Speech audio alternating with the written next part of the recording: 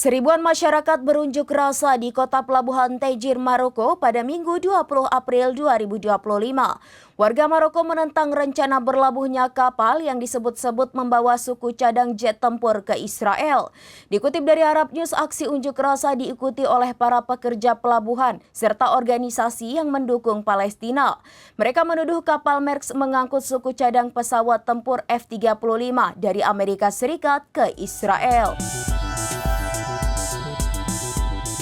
Seribuan masyarakat berunjuk rasa di kota pelabuhan Tangier, Maroko pada Minggu 20 April 2025.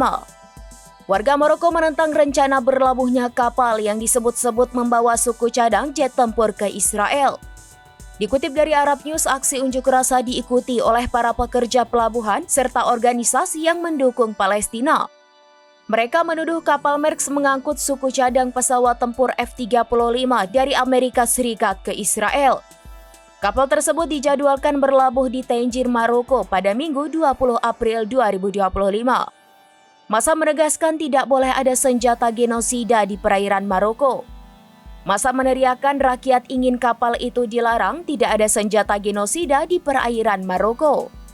Selain itu, mereka juga menyerukan pemutusan hubungan diplomatik antara Maroko dengan Israel.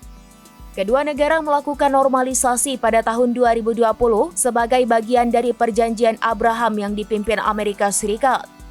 Sementara itu, Maersk membantah tuduhan bahwa kapalnya mengangkut senjata atau amunisi ke zona konflik. Perusahaan asal Denmark tersebut memang punya kontrak dengan Amerika Serikat dan sebelumnya mengakui pengiriman barang terkait militer dari kerjasama Amerika Serikat, namun bukan amunisi. Demikian informasi terkini Syederalun, saksikan terus informasi lainnya. Jangan lupa like dan share seluruh akun serambinews.com.